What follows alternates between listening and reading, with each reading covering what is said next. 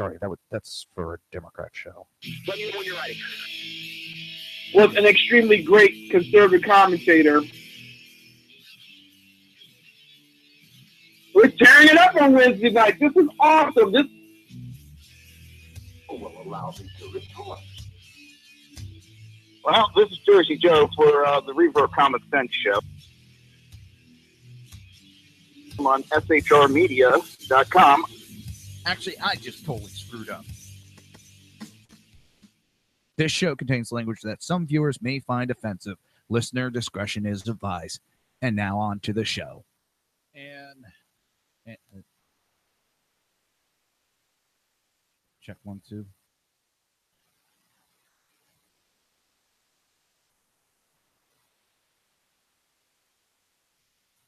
1, 2.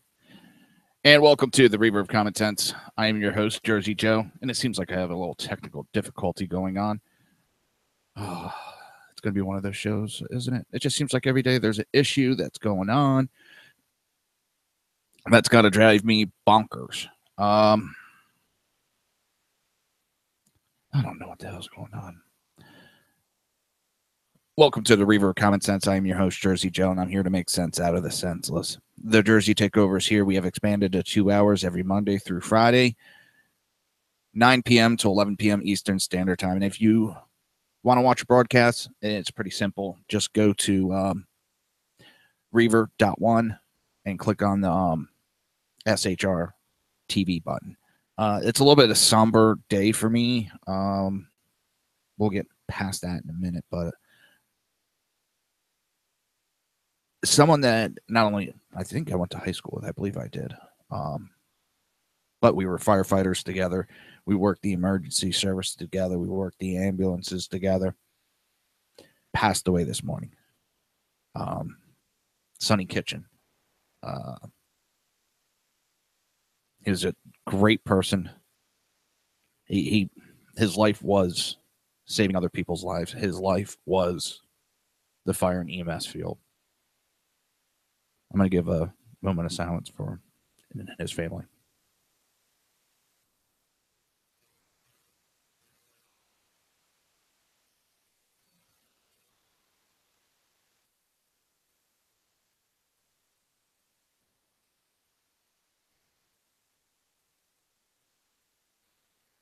Sonny, you'll be missed. I haven't seen you in many years, but you'll still be missed. Okay.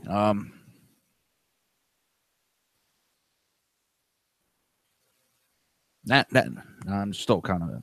I wasn't real close with him. I mean, we'd get done shift. We would all go to the same bar, hang out. And what's funny is you would see us. It was white, black, Puerto Rican, straight, gay, male, female, all of us, a huge crowd of us, almost like every night when we weren't working. We'd go to this 1 or 2 bars, mostly 1 or 2 bars, and we would take these bars over. We didn't care race, creed, color, religion, sex. We all worked together. We all watched each other's backs. Never once did I hear any derogatory comments because of my religion, political. That was a white person. I mean, we would bust each other's chops. I mean, you know, there was always the dumb white boy. I don't know. I forget all the jokes. We would say what we were thinking and had fun. No one ever took it offensively. We learned to laugh at ourselves. And we learned to have fun. We learned that sometimes just poking fun at the weaknesses in our lives and the stereotypes can be funny. And we just had fun. I miss those days. I really do. It was just a group of us, and we just went and had fun. We lived life. We busted our ass on the rigs and the fire trucks and the rescues. And then we went and we partied. We worked hard and we played hard. And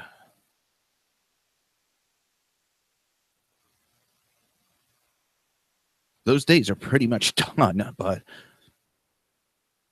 it's going to suck when I go back up home and, you know, Sonny's not there at Station 22. Captain 22 is not there. You know, it's going to suck. To his wife, his kids, my deepest regrets and condolences. And to the rest of his family.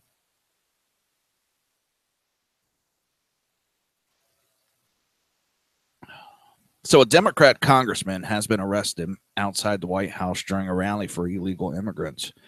Representative Luis Gutierrez was arrested outside the White House on Tuesday during a rally demonstrating support for Obama-era Deferred Action for Children arrival programs. The Illinois Democrat was taking part in a sit-in on the sidewalk outside 1600 Pennsylvania Avenue, organized to coincide with the 5th anniversary of the initiative's introduction at the time of his arrest. Washington Examiner tweeted out that he had been arrested outside White House during a DACA rally. Just now, he's been arrested in front of the White House. Hashtag Defend DACA. Immigration advocacy group United We Dream tweeted. The group also tweeted that about 25 people were taken into custody during the event, which was also held in support of temporary protected status for illegal aliens. So I got a question, and I'm being serious here. What? My headset's screwing up, and it's pissing me. There we go. What temporary protected status do we give for someone who takes out undocumented withdrawals from a bank? They're doing it for the love of their family. No one's getting hurt, and most of the times they do it. Nobody gets hurt. And sometimes people get hurt when these people come into the country illegally. When they get caught, they get their family torn apart and separated. You know, I don't see no sit-ins outside the White House. And, all right, the people, they want to protest. That's fine and dandy. This is a House representative. Have some fucking couth. Act like a House of Representative member. You're always telling Donald Trump he needs to act presidential, and then you go out there and sit like a little kid. Grow the fuck up.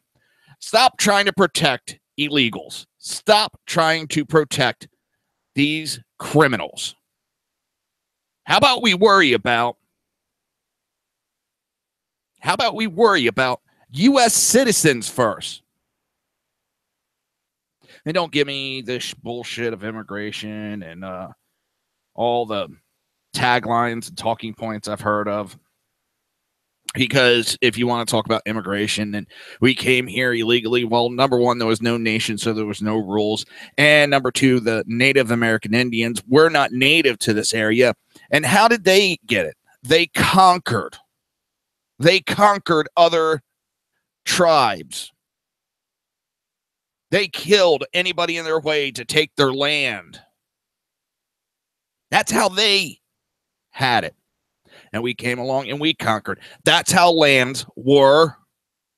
God damn it.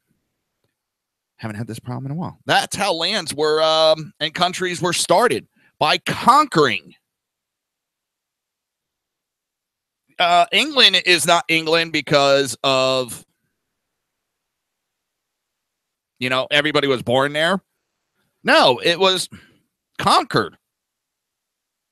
It was conquered by several different types of groups, nations. What was it? Romans and the Visigoths and a couple other groups.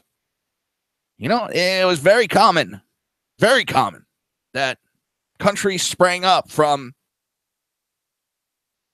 territories that were overtaken. American Native Indians were not from here.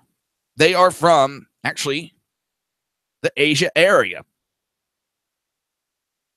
So your argument there. So what you're saying is then also, because they're like, oh, well, we need to let everybody in because we stole the land from the American Indians. So you want to invite people onto land that you admit is not yours to give away. That's great thinking. Great thinking there, dumbasses. What a bunch of idiots. Now, what's funny is DACA right now is still in effect. Still in effect. But DACA and the TBS programs are now both in doubt under the Trump administration. A representative for this jackass's office confirmed the arrest over Twitter, saying he was still in U.S. Park custody. Park police custody. Let me give the proper... dumbasses. Dumbasses.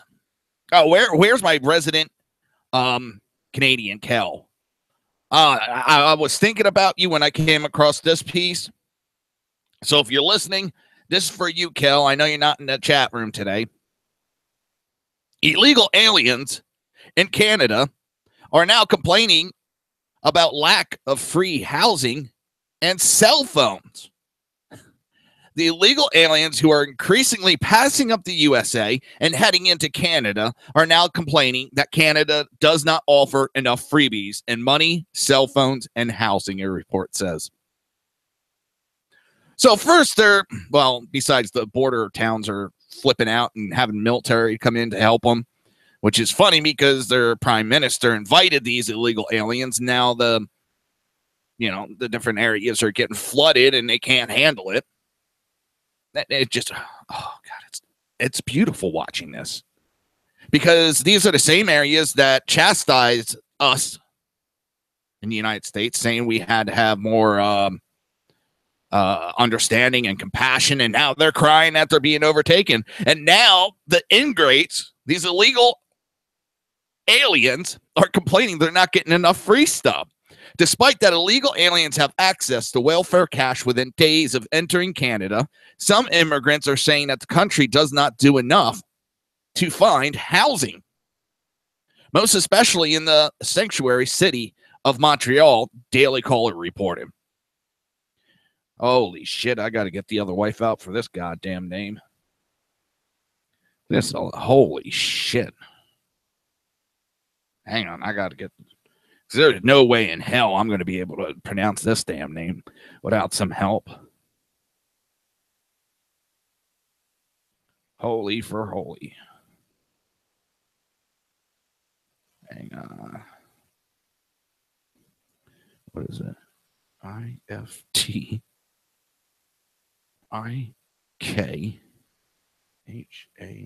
I think. Let's see, what does it say? Iftikhar. Iftikhar. Iftikhar. All right, one last time. Iftikhar. Iftikhar. Ahmed Iftikhar. If the car don't move.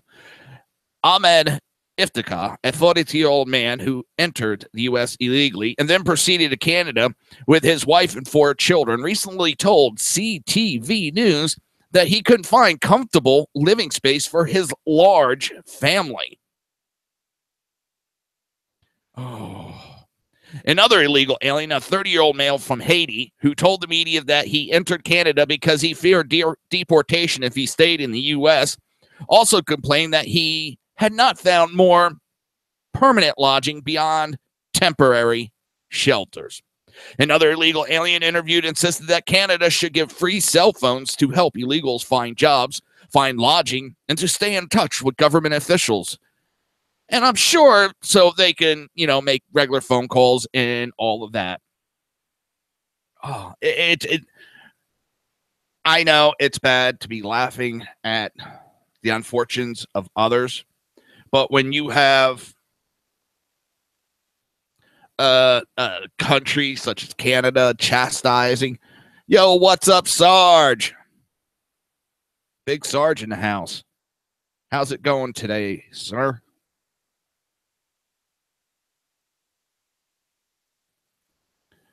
Oh.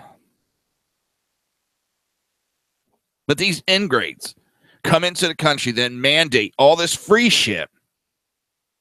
That takes balls. That takes big brass balls to walk in, say, I'm here illegally. You didn't invite me in. I just came in. Where's my free shit? That takes balls. You know, they're not giving us enough free cell phones and not enough money. But since Donald Trump's election to the White House, Canadian Prime Minister Justin Trudeau has made it a special point to open wide Canada's doors to illegal immigrants. He has encouraged them to pass through the U.S. to their northern neighbors. Which is kind of funny. It's funny because, like I said, I reported, earlier this week, last week, that there's several towns that are calling in military reinforcement because they're getting flooded with illegal aliens into the area. It's a joke. But it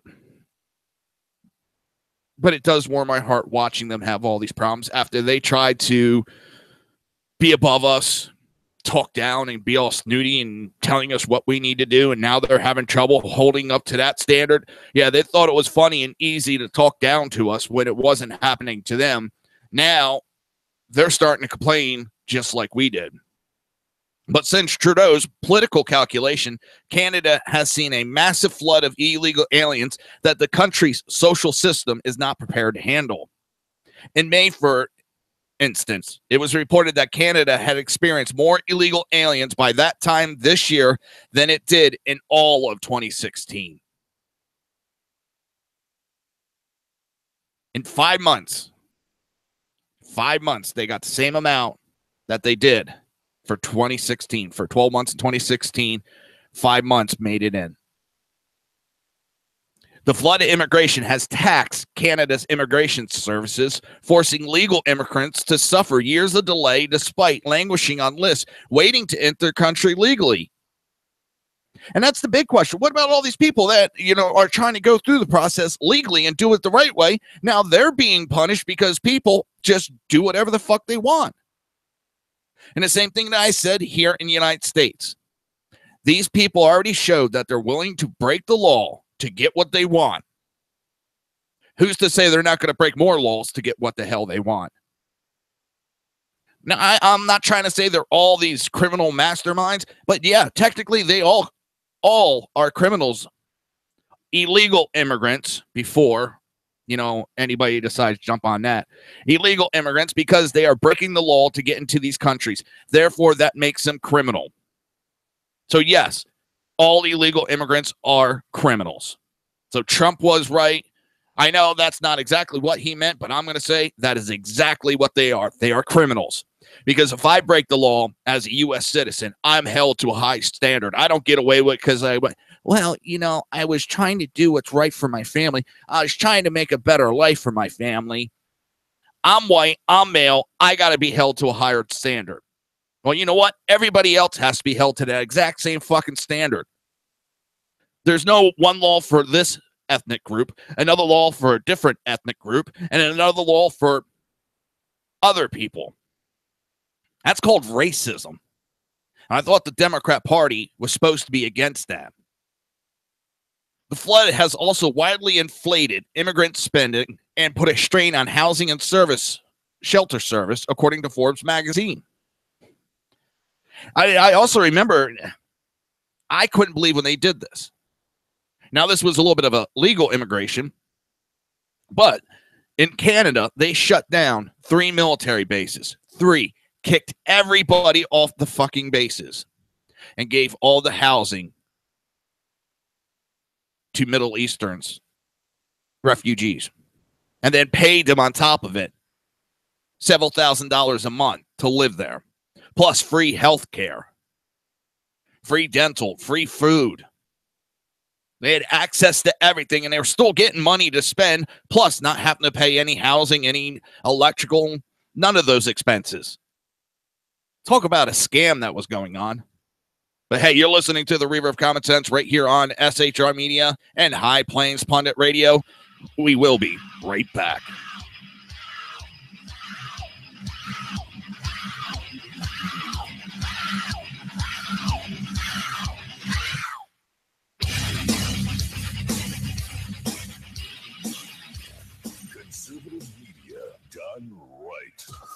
You're listening to the SHR Media Network.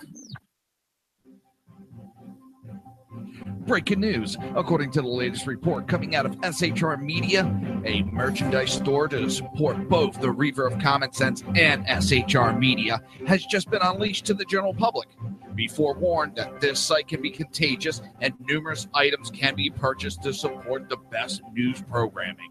Go to Reaver.one website and click on the store link to check out the merchandise.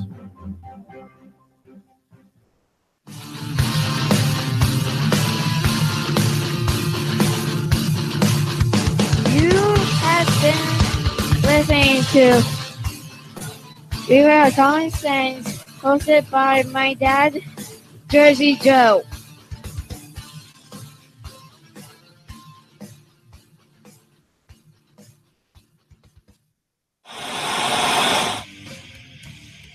Beware, the Jersey Takeover is here. Every Monday through Friday, 11 a.m. to 1 p.m. Eastern Standard Time. You can catch the Reaver of Common Sense show, hosted by Jersey Joe, right here on shrmedia.com and highlandsdailynews.com. Only Jersey can deliver hell like no one else, so consider this your fair warning.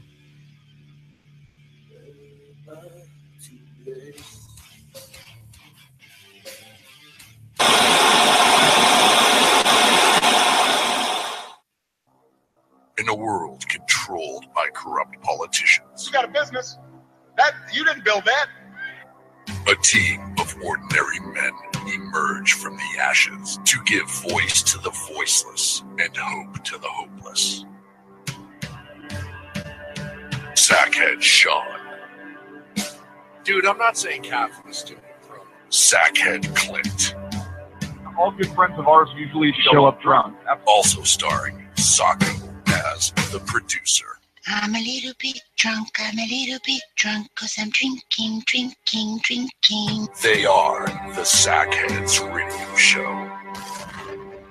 Every Wednesday at 8 p.m. Pacific on shrmedia.com.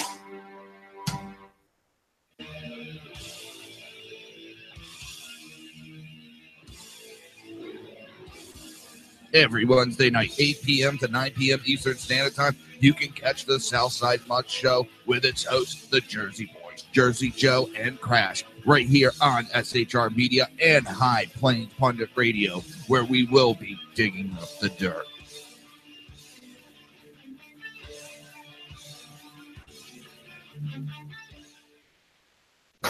Times are dark. The people misled by corrupt politicians, lied to by establishment media, and deceived by the false messages of Islam. A nation in confusion needs a guide. It needs a man with a cane. I'm Dave Milner. Join me on Spreaker, SHR Media, High Plains Talk Radio, Live Rebooting Liberty, and YouTube for a unique brand of commentary on the unpleasant blind guide. Because truth is not always pleasant. If you miss a show, don't worry. You can catch the replays two ways, rebootingliberty.com or the reaverofcommonsense.com. While you're there on Reaver of Common Sense, don't forget, drop in your email and keep up to date with everything going on, or click the like button on the Facebook widget. Now on to the Reaver of Common Sense.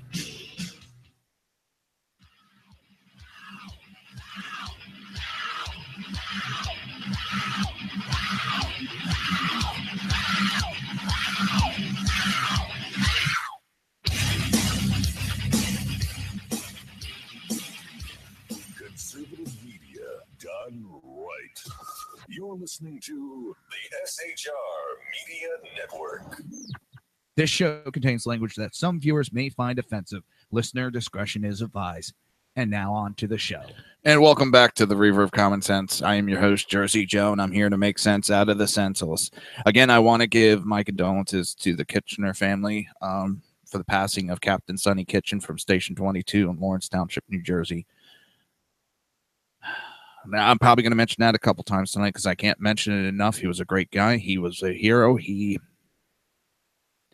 dedicated his life to saving other people's lives. Don't forget, at 11 o'clock Eastern Standard Time, that is 8 p.m. Pacific Standard Time. You will have the Sackheads radio show with Sackhead Sean, Sackhead Clint, and the great BZ. They'll be talking about everything that's been going on the past week or two. And a lot of smart-ass comments, but you'll learn something, hopefully. You'll learn not to listen to them. No, listen, they're a great bunch of guys. I hope to have my show as great as theirs one day, and I'm being serious about that. It's no bullshit. I strive to try to catch up to what they do. So, Antifa crashes Heather Hayer's funeral in Charlottesville. On Wednesday, mourners are remembering Charlottesville victim Heather Heyer after she was tragically killed in an attack following a white supremacist rally. For those that don't know, Heather Heyer is the one that was run over by the car along with 19 other people. Members of the radical leftist group Antifa showed up outside the memorial. Some of the Antifa members were armed with baseball bats and shields. More from the Daily Caller. A group of Antifa protesters armed with purple shields and bats showed up to the Wednesday funeral of a woman mowed down by a white supremacist who struck her with a vehicle. Antifa, a collection of left-wing protesters, decided to crash the funeral of Heather Heyer, a white woman who died after a white supremacist drove his car into the crowd of protesters during a white nationalist riot. The anti-fascist activists claim they showed up armed because the police won't protect the people, according to the report on scene. That's just disrespectful, repulsive, disgusting, and just shows what these people are really about. They weren't there to, the police won't protect us. Listen, I've said it before. I do not care for what KKK people stand for, neo-Nazis stand for, but I hate to say it. They still have the right to spew their crap. And they're the ones that were pushed into these Antifa people who were armed and attacked. Now there's some videos that might show that this might not have been an intentional running somebody over with a car. Now, I've seen some videos right before the guy hit the gas. A person hits his car with a baseball bat, attacks him in his car with a baseball bat. The defense may come out and say that he was in fear of his life. He hit the gas in a panic to get away. Now, I am not excusing any of what went on at all, but it looks like Antifa or Black Lives Matter may have contributed to Heather Heyer's death.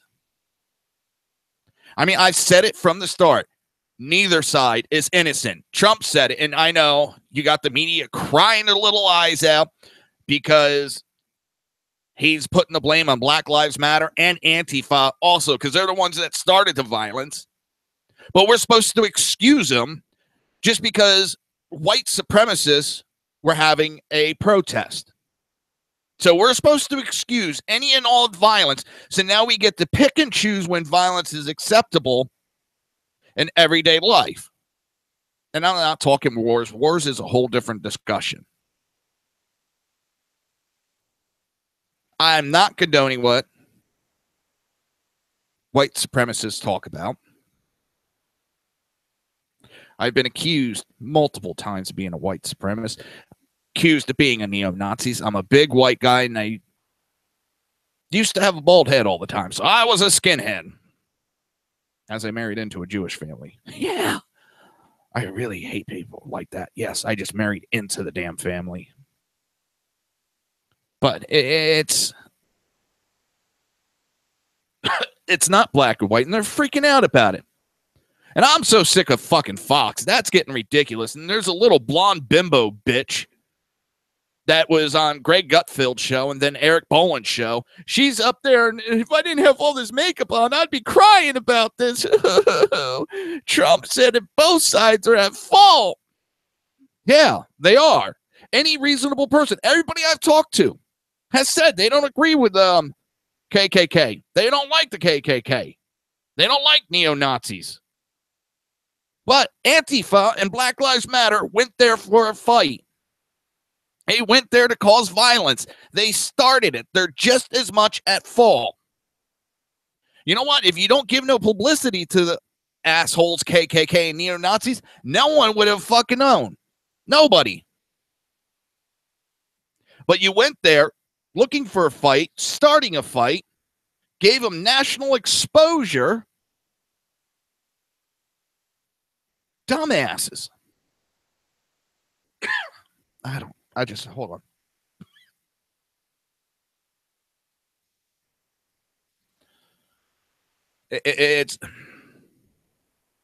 This country is getting worse and worse. Since the day Obama was elected, things have gotten worse and more screwed up. I thought at least we would go back to get out of bizarro world when Trump took over. But we're still somewhat in bizarro world. Everybody's trying to revert back, but the leftists are trying to keep us in this reverso bizarro world where good is bad and bad is good. You know?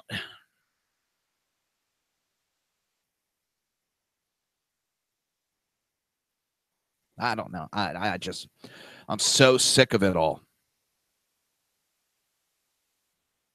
More arrests in the toppling of the Confederate statue in North Carolina. 3 more protesters were arrested Wednesday after participating in the toppling of a nearly century-old statue of a Confederate soldier in North Carolina. Dante Strobino, 35, Nog Lone Trans, 24, were arrested when they attended a court hearing for another woman who was charged Tuesday for climbing a ladder to attach a rope to the bronze soldier. Peter Gilbert, 39, was arrested later Wednesday afternoon. Durham County Sheriff Office said the 3 arrests Wednesday were charged with 2 felonies related to inciting and participating in a riot that damaged property.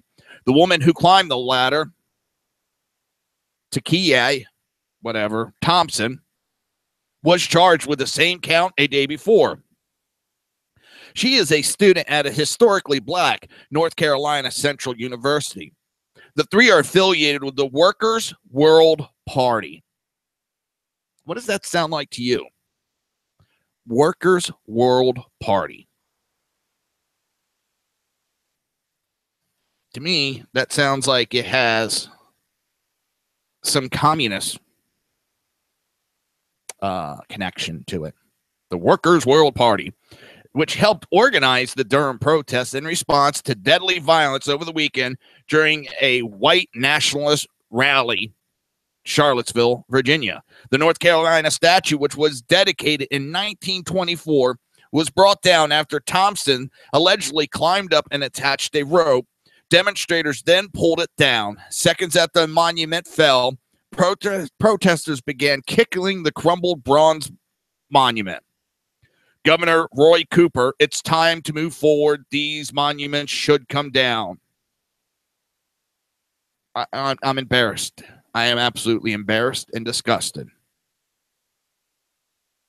I'm tired of white supremacy keeping its foot on my neck and the necks of people who look like me, Thompson said at a news conference. That statue glorifies the conditions that oppress people live in, and it had to go. Then why are we still allowing the Democrat Party to represent any of the political spectrum? Democrats were the party of racism.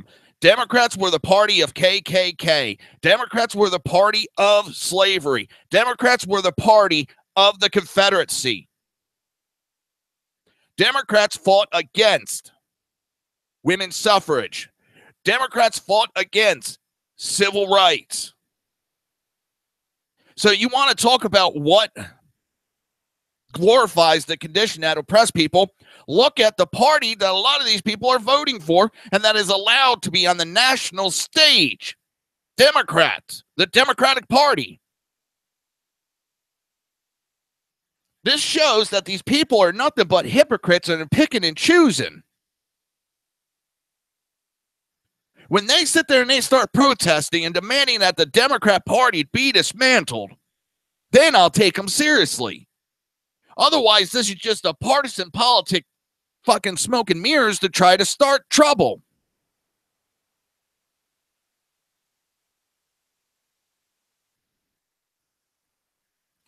I know I'm not the only one that feels this. I mean, if we're allowed to say what's offensive should be banned, I find the Democrat Party very offensive because it was the party of slavery, damn it. And don't give me, well, you see, they changed parties back in 1964. Well, I've heard 1964, 1970s, 1950s, 1940s. You know, it depends on who's coming up with this myth. Because there was no fucking switching of the party. The Republicans just didn't wake up. Hey, after 100 years of fighting to get civil rights, let's become racist. We fought to give them all these freedoms. Let's just become racist. Oh, because they started winning the South, which is a myth because they didn't. That's how Jimmy Carter actually won the presidency, because he won the South. That's how Bill Clinton also won, and Obama actually won, is because they won the South. So it's a bullshit answer to try to make it seem like just because if you're in the South, you're supposed to be racist now. Yeah, thank you, Sarge. Thank you. I forgot to bring him up again, too, tonight. I've been bringing him up. Senator Robert Byrd, whose name is on several schools in Virginia, several monuments, several streets, a lot of buildings. Now, he not only was a leader of the KKK, he was a recruiter and the longest-serving Democrat senator till his death in 2010. 50 years he was there. 50 years as a senator. Hillary Clinton hugged and kissed him, praising him, saying he was a mentor towards her. Not only that, she also said Margaret Sanger was a mentor to, well, maybe not a mentor, but she looked up to Margaret Sanger as a hero. Margaret Sanger being the one that came up with Planned Parenthood, who also came up with it as a way to kill off black people by convincing them that they needed abortions. But yeah, Robert Byrd was a KKK member, but, he apologized. That makes everything he did all right. That makes it okay. No, it doesn't. If you can't accept that Donald Trump, on multiple occasions, going all the way back till the 80s, I think it was the 80s, maybe early 90s, he denounced David Duke. If you're not going to accept that, then we don't have to accept that the Democrats until 2010 had a KKK senator. Senator Robert Byrd, longest sitting senator for the Democrats. 50 years. 50 years that racist sat there. 50 years that KKK senator sat there in the Democrat Party, and never once did they say anything to him. Hillary Clinton also said that he was the heart and soul of the Democrat senators. So that's another reason I don't believe the bullshit and this fake outrage I hear from Democrats. And again, thank you, Sarge, for reminding me of that one. I mean, there's so many of these examples to put up just to show Democrat Party started the KKK. We're the backbone of the KKK. You know, they're always running around accusing everybody. They created it. They are the parents of the KKK. You're listening to the Reaver of Common Sense right here on SHR Media and High Plains Pundit Radio. And we will be right back.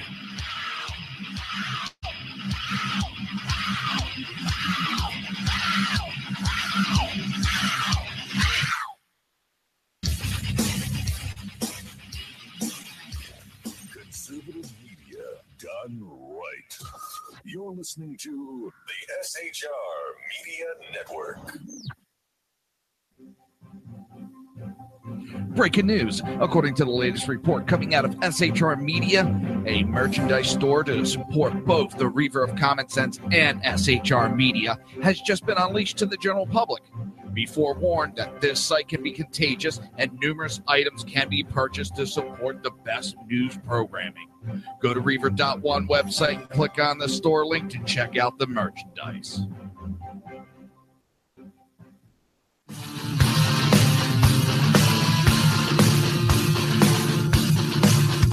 You have been listening to Reaver of Common Sense, hosted by my dad, Jersey Joe.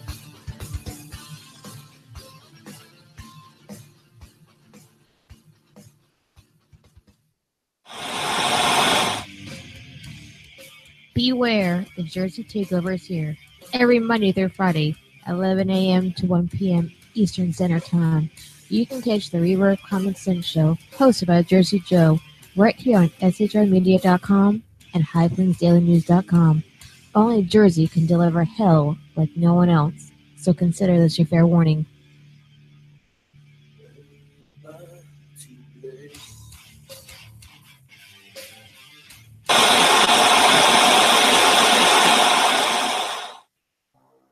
In a world controlled by corrupt politicians, You got a business. That you didn't build that. a team of ordinary men emerge from the ashes to give voice to the voiceless and hope to the hopeless. Sackhead Sean, Dude, I'm not saying cat for the stupid throat. Sackhead Clint, All good friends of ours usually show up drunk. also starring Sacco as the producer. I'm a little bit drunk, I'm a little bit drunk, 'cause I'm drinking, drinking, drinking. They are the Sackheads Radio Show. Every Wednesday at 8 p.m. Pacific on shrmedia.com.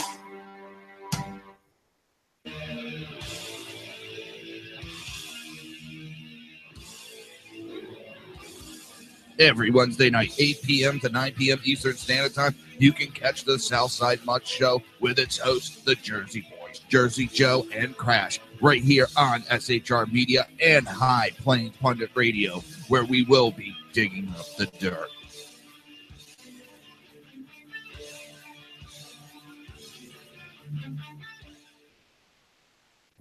Times are dark. The people misled by corrupt politicians, lied to by establishment media, and deceived by the false messages of Islam. A nation in confusion needs a guide.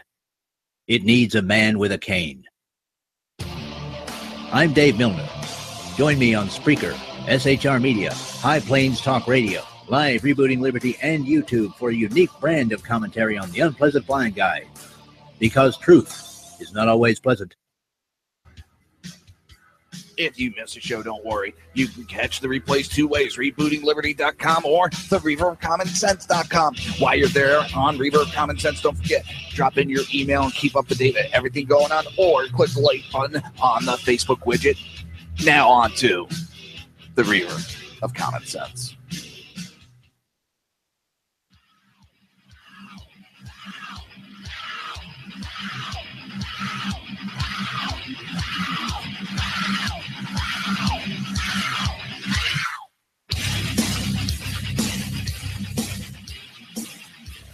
Conservative media done right. You're listening to the SHR Media Network. This show contains language that some viewers may find offensive. Listener discretion is advised. And now on to the show. And welcome back to the Reaver of Common Sense. I am your host, Jersey Joe, and I'm trying to make sense out of the senseless. The Jersey Takeover is here. We have expanded to 2 hours every Monday through Friday, 9 p.m. to 11 p.m. Eastern Standard Time. And if you want to watch a broadcast, just go to Reaver.one. That's REAVER.ONE. Click on the SHR TV button, and voila, you can watch me live. And you can join the chat, join in the conversation. It's getting ridiculous with what has been going on.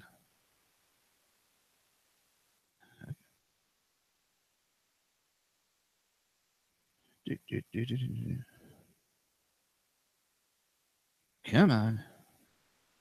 Did I do that?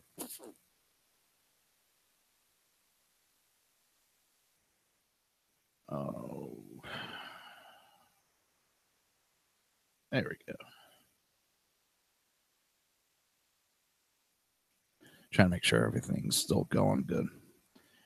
Oh, no. I still want to broadcast. Damn, I'm having a bitch of a time all of a sudden. I'm glad to see that arrests have been made. It's disgusting to see so many people taking it into their own hands because things aren't going their way. And people think that late Tuesday, North Carolina Governor Ray Cooper called for removal of all remaining Confederate monuments on state property, directing state officials to study the cost and logistics of moving them to historical sites or museum. We cannot continue to glorify a war against the United States of America fought in the defense of slavery. These monuments should come down. Well, as these monuments are being destroyed, remember, those are U.S. veterans. They are taking down and destroying U.S. veterans' monuments.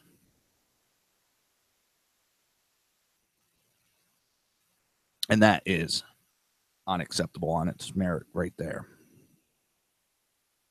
But next on the liberals' list for destruction, Confederate carving at Stone Mountain Memorial. A fight over Confederate monuments continue across the country. Liberals are again gearing up to force the state of Georgia to destroy the giant carving of 3 Confederate Civil War generals on the side of state-owned Stone Mountain. This week, Democrat candidate for governor Stacey Abrams released a statement calling for the destruction of the 158-foot-long bas relief first started in 1923, according to the Atlantic Journal-Constitution. The African-American Democrat called the monument a blight on Georgia and slammed the monument as having been funded by the KKK, despite that it was the state and federal government that paid for most of the creation. Abrams laid out her case in a long series of tweets posted on August 15th. The removal of the bas relief of Confederates from Stone Mountain has been a constant debate since the state bought the property in 1958.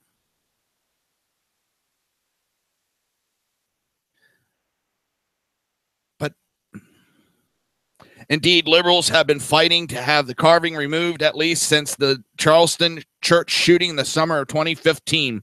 The removal of the bas relief of Confederates from Stone Mountain has been a constant debate since the state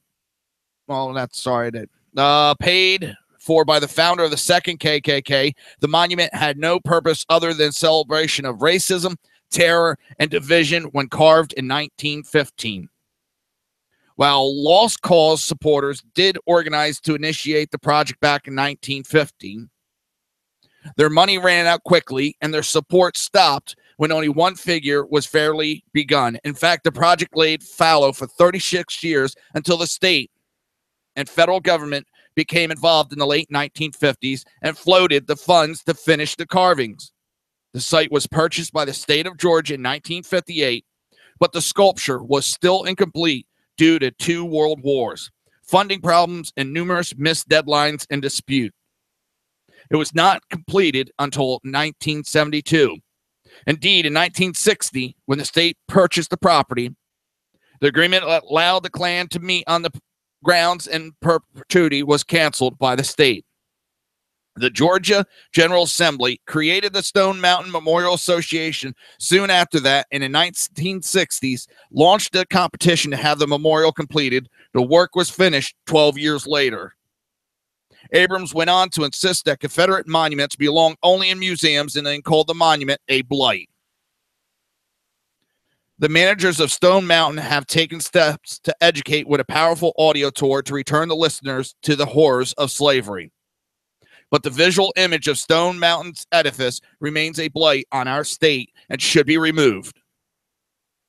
The idea quickly spread among Georgia liberals. A state socialist group added its voice to the call to destroy the monument.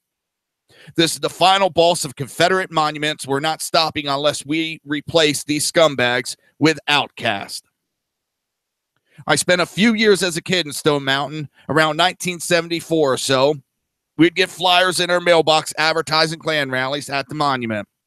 Even North Carolina sitting Governor Roy Cooper seemed to agree, saying that these monuments should come down. It's time to move forward. These monuments should come down.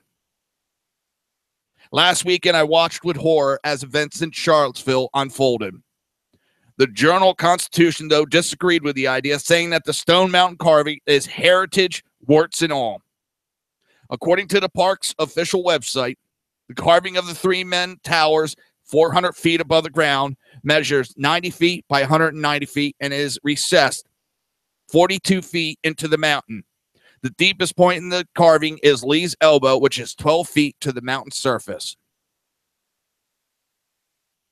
Again, when they do away with the Democrat Party, when they condemn Robert Byrd, then we can talk. Otherwise, this is just political grandstanding. Nothing more, nothing less.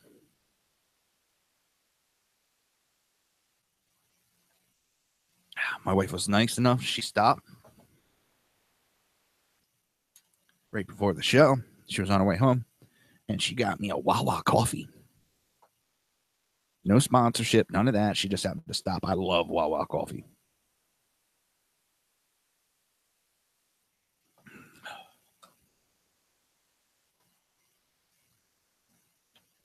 Democrats are trying to hide their history.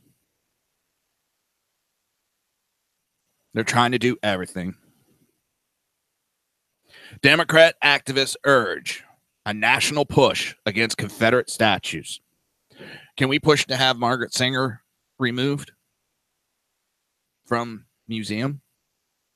A federal museum? We now have CAR Islamic Group are expanding their 2017 culture war against Confederate historical statues and landmarks, boasting concerns that progressive Antifa groups and white power fascists may again collide during mismanaged public demonstration. It's funny because when you watch all the videos of ISIS, what were they doing? Tearing down historical monuments that they disagreed with. What do we have? Wasn't it the Nazis who ran around burning books and removing free speech? What do we have the left doing? Trying to silence anybody that disagrees with them? Two of the horrible groups are, their tactics are being used by Democrats.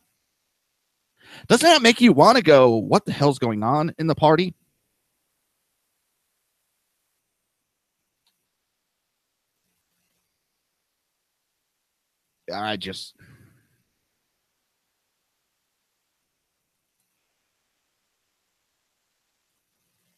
What the hell happened to this country?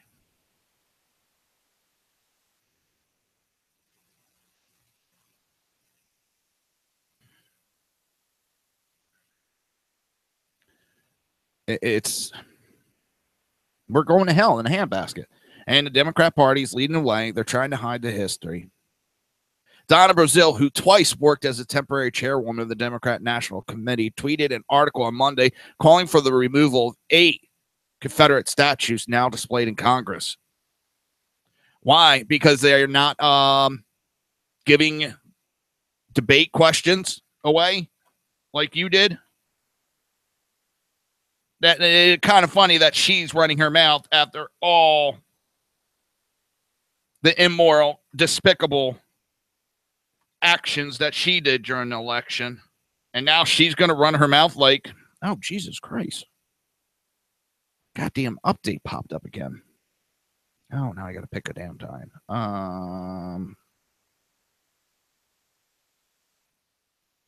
The hell?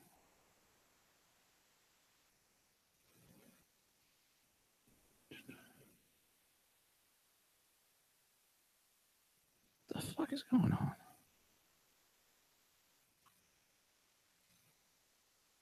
The Bloody blue blazes is going on with my mouse. Hold on. Click on something, kind of like to scroll through, and it won't stop scrolling. It just keeps going and going and going and going.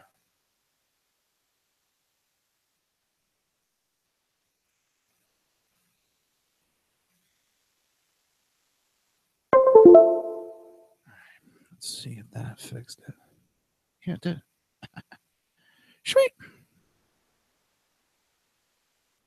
Come on.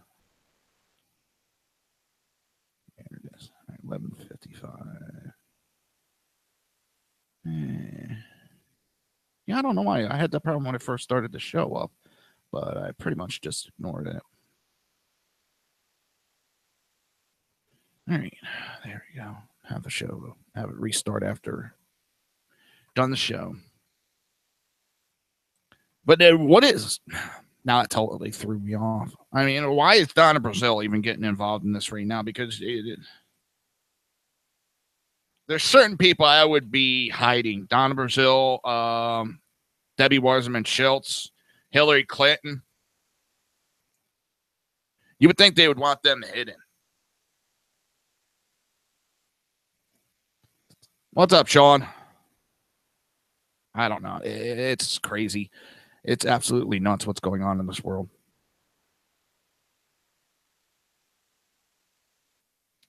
If they're that upset over a picture or a statue, I mean, Jesus, do they really want to leave their safety of their house? Are they really that capable of running the country if they get that upset over a picture or a statue? It's history.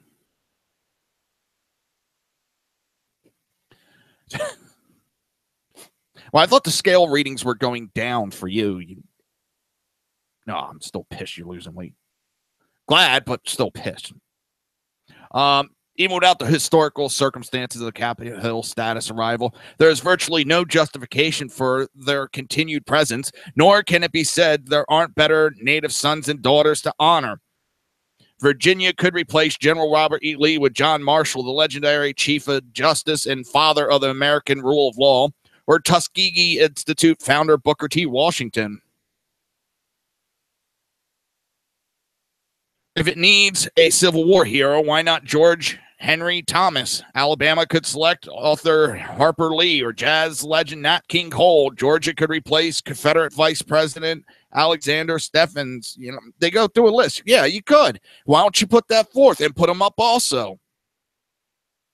It's not that hard. The article linked to a July article in the Atlantic noting General Lee's support for racial subordinates before and even after the Civil War. On Monday, Baltimore Mayor Catherine Hugg announced she would revive plans to move 4 Confederate-related statues from the city to Confederate Cemetery away from their current location. Yeah, and she did it in the middle of the night without anybody knowing. And we got it going on down here. And I'm going back to my go-to. Then the Democrat Party should be done away with. Why are they allowed to continue? They're the ones that are pushing it. And though that it's their party members that did this. They were the party of slavery. They were the party of the Confederate. And now they're trying to hide their history. Why? Because it came to light big time this election and it hurt them. So now they're going to do everything they can to try to hide it. Exactly, Sean. Sarge was in here earlier and he made the comment of, and I've made it before, Robert Byrd. Why aren't they going after Robert Byrd? His name's all over Virginia. He was a KKK member and recruiter, leader. And he was a Democrat senator until 2010, and nothing was goddamn ever said. But that's okay, because it was the Democrat Party doing it. You're listening to the Reaver of Common Sense right here on SHR Media and High Plains Pundit Radio, and we will be right back.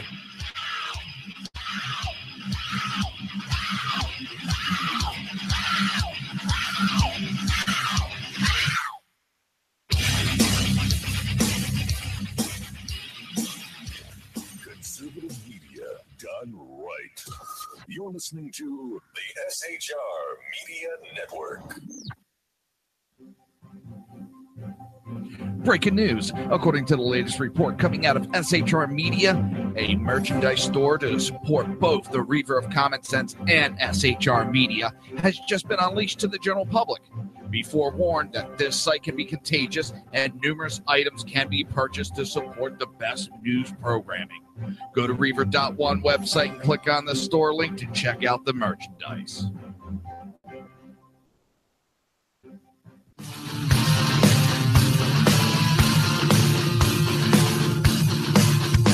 You have been listening to Reaver of Common Sense, hosted by my dad, Jersey Joe.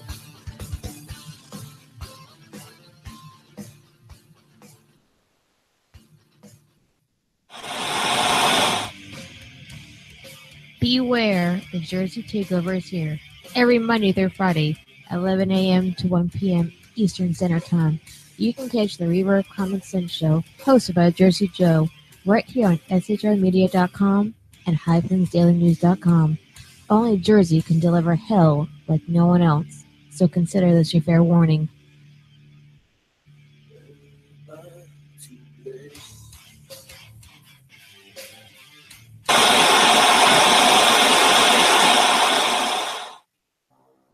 In a world controlled by corrupt politicians, You got a business.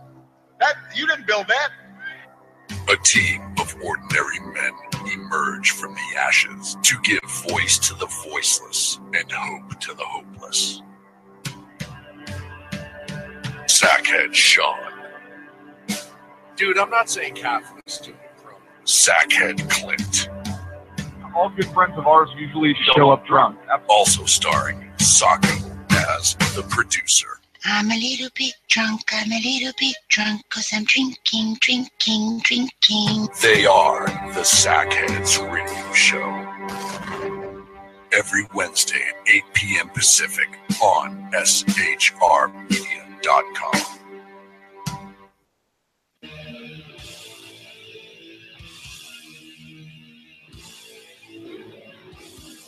Every Wednesday night, 8 p.m. to 9 p.m. Eastern Standard Time, you can catch the Southside Mutt Show with its hosts, the Jersey Boys, Jersey Joe and Crash, right here on SHR Media and High Plains Pundit Radio, where we will be digging up the dirt.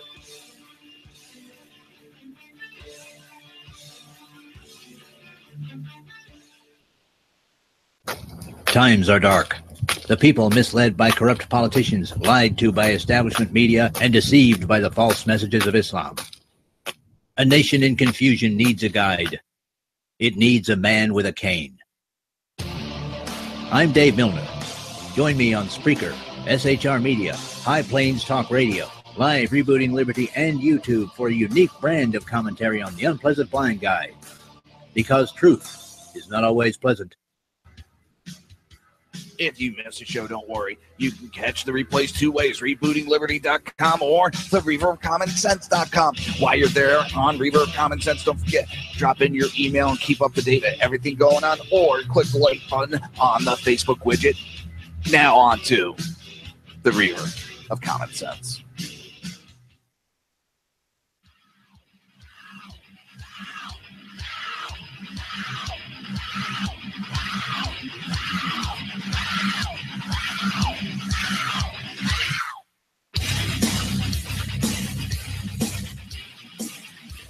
Conservative media done right. You're listening to the SHR Media Network. This show contains language that some viewers may find offensive. Listener discretion is advised. And now on to the show. And welcome back to the Reaver of Common Sense. I am your host, Jersey Joe, and I'm here to make sense out of the senseless. Don't forget, top of the hour coming up. That's 11 o'clock Eastern Standard Time and 8 o'clock on the wrong side of the country. You'll have the Sackheads radio show hosted by Sackhead Sean, Sackhead Clint, and the infamous BZ. They'll be coming up next, and they're an okay show, you know. I mean, BZ and Sackhead Sean or Sackhead Clint hit it every time. That damn Sackhead Sean's always screwing up and making a bunch of fake news up. So Tune in, listen, and make fun of Sackhead Sean every chance you get. Let's see. Where are we at? Yeah, I do want to give a little shout out again. I know I did just about all show, but the show is dedicated to Station 22 Captain. Oh God, total brain fart. Sonny Kitchenson, just total fucking brain fart. But yeah, this goes out to him. I don't know. I know he was having medical problems for a couple years, and he finally succumbed to it. But he gave his life to the emergency services. His wife is a nurse also. So here's to him. Yeah, now how do you feel, Sean? Sean was making fun of firefighters, and he didn't know that was going on. Just busting on your chops, bro. Just busting on your chops. But yeah, this is dedicated to Captain 22, Sonny Kitchenson. We'll miss you, bro. You didn't know, bro.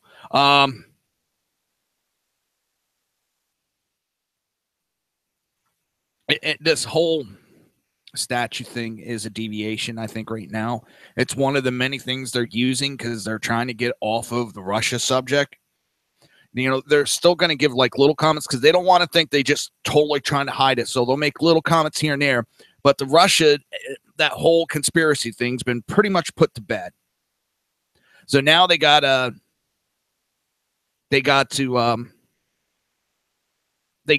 come up with something else to talk about to hide that there's nothing there. So they don't have to admit they wasted American taxpayers' money on a bullshit charge. So they're going to be bringing this up as a distraction. That's why I honestly think, especially now that we found out one of the organizers was a Obama supporter and a Occupy Wall Street activist. Something doesn't smell right, and this seems to be a whole setup. And I honestly think that it's been put up to as a different talking point, so they don't have to talk about Russia anymore.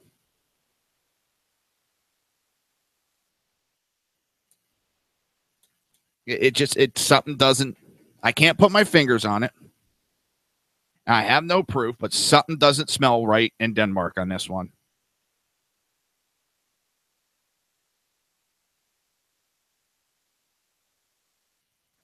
So, let's see what else is coming up next. What's coming up next? Damn, that was a long article that I didn't really go over. Susan Palin slams Ireland's evil Down syndrome abortion. I think it was NBC also doubled down on this. They are reporting that Iceland is close to 100% wiping out Down syndrome. I didn't know you could wipe out Down syndrome. But they pretty much, if you are an expected mother in Iceland and you test positive for Down syndrome, they are terminating the pregnancy. In other words, aborting the baby, killing the baby just because it has Down syndrome. That is sick. That is fucking disgusting. And I just thought that was everything this world was against. We were against. I mean, that's something that fucking Hitler actually did. Wasn't it Hitler and, some other scumbags like that throughout history that have those who were not as strong as everybody else, if there was a mental or physical defect, they were killed off? I thought we were against stuff like that. And they're at almost 100% of abortions for expecting mothers who test positive for Down syndrome. It is intolerant for people who may not look like you, adding it was so wrong and so evil. Pound said, we couldn't get through all of it, all the report, without my heart just absolutely breaking, because this intolerance for people who may not look like you is just it's so wrong. It's so evil. And here, Iceland is such a beautiful country When I was governor here, I met with the president of Iceland, and we talked about our beautiful region of the world and hardworking people with such great hearts. And I think Iceland won't be so beautiful if they continue down this path of being so intolerant to the degree of trying to snuff out the life of most of those who maybe do not look like the subjective view of somebody that would equate to perfection. This is absolutely horrible. I don't even have the words for it. I am sickened. And yet the UN sits silently. The U.S. sits silent. Liberals sit silent because, oh, it's abortion. Yay!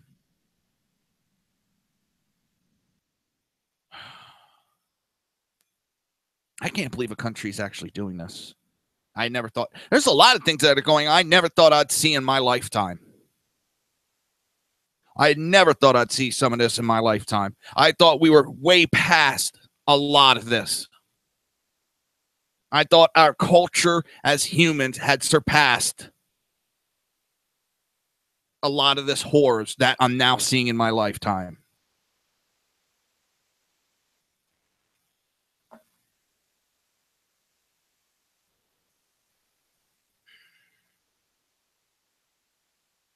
I mean, how disgusting is it for a country to be bragging? They almost got 100% of expecting mothers to terminate pregnancies. And to the ones that haven't buckled under to the pressure, God bless you. God bless you.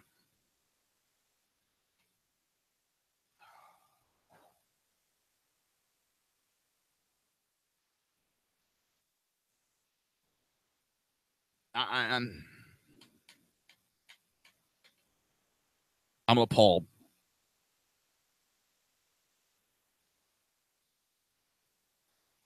That we would still allow this. And Sarah Palin continued, you know, when you consider that a Down syndrome kid, their skin is a little bit different. Their eyes are shaped differently. Their speech patterns are different. Those things that make them so unique make the world more unique and more beautiful. And to try to snuff out their life in the name of building a perfect race or a perfect country, that harkens back to neo-Nazi. I want to put my daughter down because, well, she has a speech impediment. She doesn't talk perfect, especially when she gets excited. She really rambles on and you have trouble understanding her. So is that next? What's next? What is next?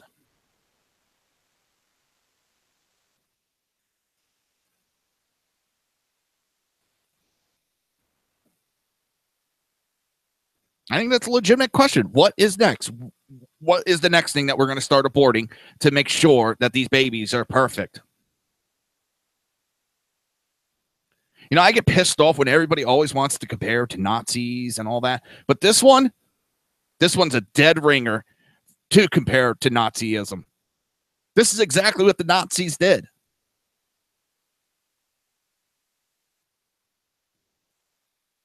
I can't believe it.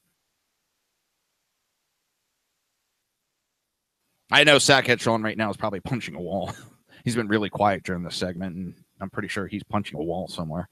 FBI has reopened the case on search for Lynch Clinton Tarmac meeting records. The FBI has reopened its consideration of a request for records on the infamous 2016 Tarmac meeting between then Attorney General Loretta Lynch and former President Bill Clinton. The group behind that requested told Fox News. American Center. Actually, hold up. I want to see. I think I have the sound clip for this. I actually think I do.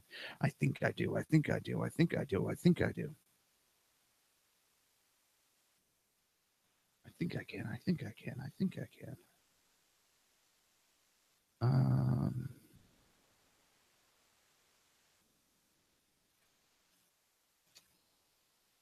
Where is it?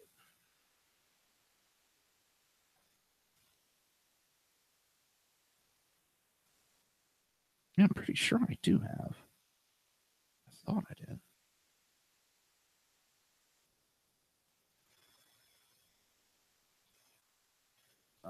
Come on.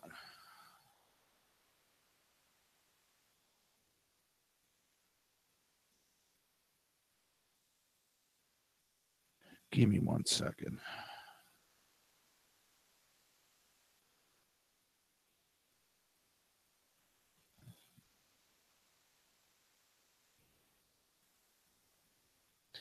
All right, now it's being a pain in the ass.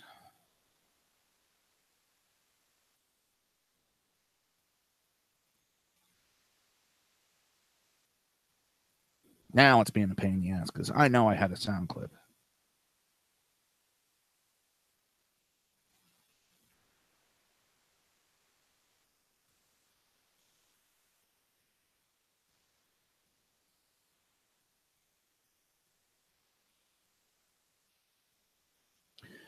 Come on, roll the dice. Snake eyes, crap. Videos.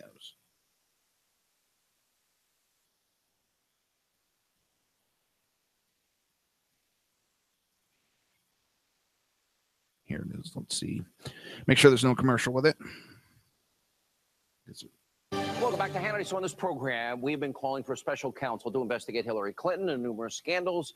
And now the Washington Times is reporting, quote, Clinton email case far from closure as the FBI hands over more classified documents to state.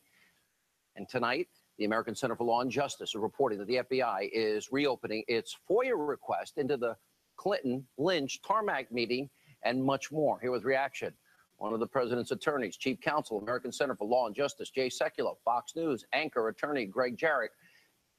You broke this with, you were lied to by the FBI originally on your FOIA request. They said no such documents exist. There, in fact, was a back and forth between the FBI and the Justice Department, some, 481 pages. They actually put talking points together, and they're not supposed to be political. And they never sent you the talking points. They just put a black page up. Where are we now? So, yeah, well, let me tell you what's happened. So, we put in the request about and it says on the letter, the meeting between Attorney General Loretta Lynch and former President Bill Clinton. And the FBI came back with an initial letter saying there are no documents that we have pursuant to your request. Those documents don't exist. We then did the same request to the Department of Justice. They didn't respond at all. So we went to federal court, got a court order demanding a release of the documents. And lo and behold, when we get those documents 2 weeks ago, in it are documents between the FBI and the Department of Justice and vice versa.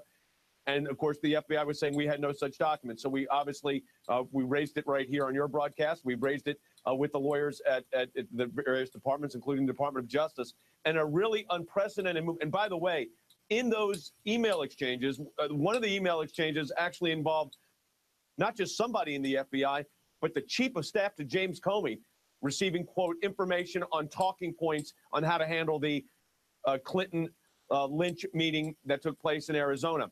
But, Sean, we put a lot of pressure on the FBI to do what's right here since we got the documentation. But you were lied to, and you don't have the talking points, so the DOJ and FBI should never. Yeah. What are you holding up? I can't see it.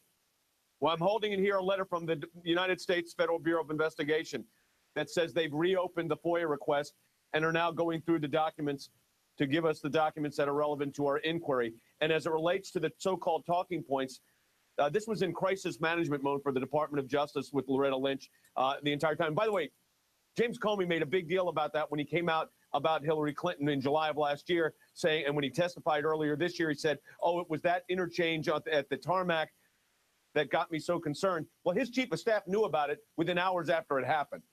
So that's number one. He didn't bother, by the way, to go back over to the Department of Justice and say, hey, this may be a violation of existing law or statutes. He didn't bother to do that. So right. I just want to be on the record on that. But number two, and this is important, Sean, the FBI has now reopened it, but you're right. They redacted not one-page email, a three-page email with the talking points. Well, and the redaction, by the way, they claimed a particular privilege. I looked it up, the deliberations privilege. It doesn't apply to this case. No. Talking points don't constitute a deliberative movement. And so the privilege that they're citing on the redaction is absurd. It's also absurd that there were never, as James Comey said, any documents. He signed a letter saying, under penalty of perjury, there are no documents relating to the tarmac meeting. Now we know there are hundreds of them. So there's three possibilities here. Either Comey lied, or he didn't understand the request. His general counsel and chief of staff got the request. It's kind of hard. Comey outright lied. We all know he was Either lying. They lost the documents and they've suddenly been found, or they lied when they said there were no documents, or they didn't understand the request. But the request, by the way, is standard boilerplate that every lawyer is familiar with. Hand over all documents pertaining to the tarmac meeting. That's everything. But there's something else. There's something else here, Sean, really quick, and that is the letter from the FBI denying that there was any information relevant to us was signed by the same section chief for the Record Information Dissemination Unit, who's the same one that signed it a year later.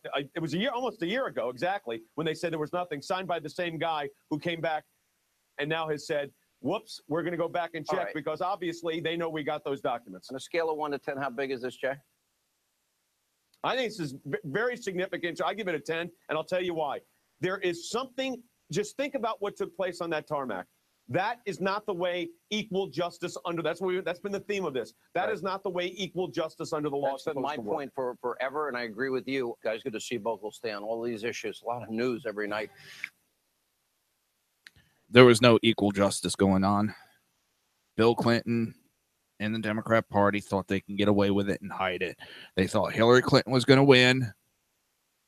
By hiding it, Hillary Clinton would win the election and everything would be done and over with. She didn't win. And there needs to be some major investigations. You're listening to the Reaver of Common Sense right here on SHR Media and High Plains Pundit Radio, and we will be right back.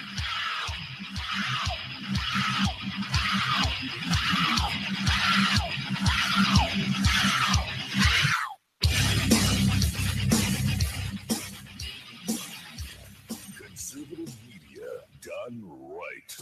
You're listening to the SHR Media Network. Breaking news. According to the latest report coming out of SHR Media, a merchandise store to support both the Reaver of Common Sense and SHR Media has just been unleashed to the general public. Be forewarned that this site can be contagious and numerous items can be purchased to support the best news programming. Go to Reaver.one website and click on the store link to check out the merchandise.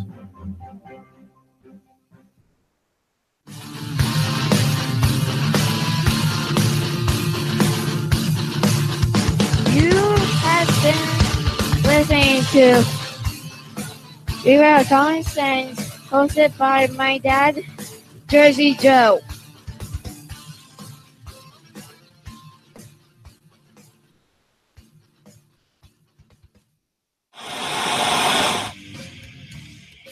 Beware, the Jersey Takeover is here. Every Monday through Friday, 11 a.m. to 1 p.m. Eastern Standard Time. You can catch the Reaver of Common Sense show, hosted by Jersey Joe, right here on shrmedia.com and hyphensdailynews.com. Only Jersey can deliver hell like no one else, so consider this your fair warning.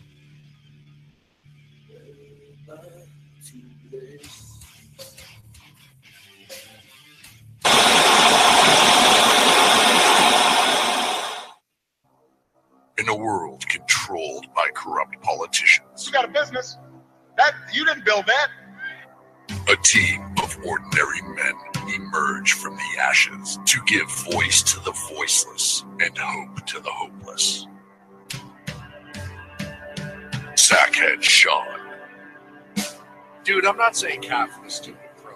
Sackhead Clint. All good friends of ours usually show up drunk. Also starring Sacco as the producer. I'm a little bit drunk, I'm a little bit drunk, 'cause I'm drinking, drinking, drinking. They are the Sackheads Radio Show. Every Wednesday at 8 p.m. Pacific on shrmedia.com.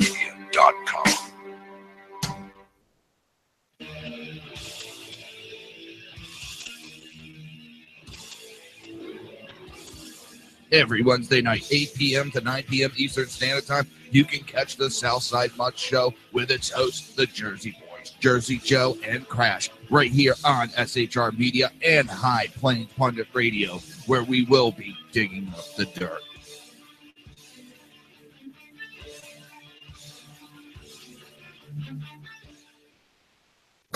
Times are dark.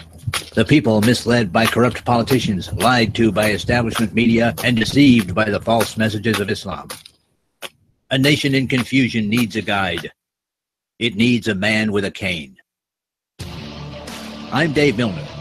Join me on Spreaker, SHR Media, High Plains Talk Radio, Live Rebooting Liberty, and YouTube for a unique brand of commentary on the unpleasant blind guide. Because truth is not always pleasant. If you miss a show, don't worry. You can catch the replays two ways, rebootingliberty.com or the Reaver of Common Sense.com. While you're there on Reaver of Common Sense, don't forget, drop in your email and keep up to date with everything going on, or click the like button on the Facebook widget. Now on to the Reaver of Common Sense.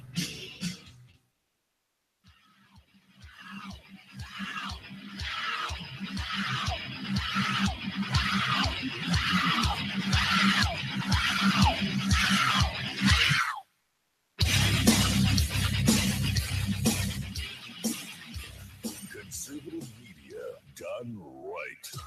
You're listening to the SHR Media Network. This show contains language that some viewers may find offensive. Listener discretion is advised. And now on to the show. And welcome back to the Reaver of Common Sense. I'm hitting a bunch of buttons right now and getting nothing done. Welcome back to the Reaver of Common Sense. I am your host, Jersey Joe, and I'm here to make sense out of the senseless. The Jersey Takeover is here. We have expanded to 2 hours every Monday through Friday, 9 p.m. to 11 p.m. Eastern Standard Time. And if you want to watch a broadcast, it's easy. Just go to Reaver.1 and click on the SHR TV button. It's that easy. Don't forget, top of the hour. Top of the hour right after the Reaver of Common Sense, 11 o'clock Eastern Standard Time, 8 o'clock Pacific Standard Time will be the Sackheads radio show hosted by Sackhead Sean, Sackhead Clint, and the famous BZ. So tune in. Don't forget to join in the chat room. Jump in the conversation. Have some fun. All right. Where are we at? So FBI has reopened the case for the records, because there's records of all this. We've seen that they've had records when they lied and said there was nothing there. Nobody was on there. Nobody knows what was said. Bullshit. It was all a big lie. Big goddamn lie. They know exactly what was said, and we're going to find out, hopefully. All right, and a goof that could play into the president's fake news complaint. Politico initially published a faulty transcript Tuesday of his defiant remarks on Charlottesville that, thanks to a single word change, made it look like Trump was directly identifying with the white nationalists involved. The impromptu press conference has resulted in a new wave of bipartisan criticism for the president, who went after the alt-left for their alleged role in the deadly violence at the white nationalist rally. Trump said there's blame on both sides, claiming some in attendance were in Amelia, Charlottesville, to protest the removal of Confederate symbols. But a single stray word in an initial political transcript fueled his critics even more. The transcript reflected Trump saying, okay, what about the alt-left that came charging at us? The line quickly spread on social media. Of course it did. They tell the lie. It gets spread, and even after it's corrected, nobody will know because the initial lie is out there.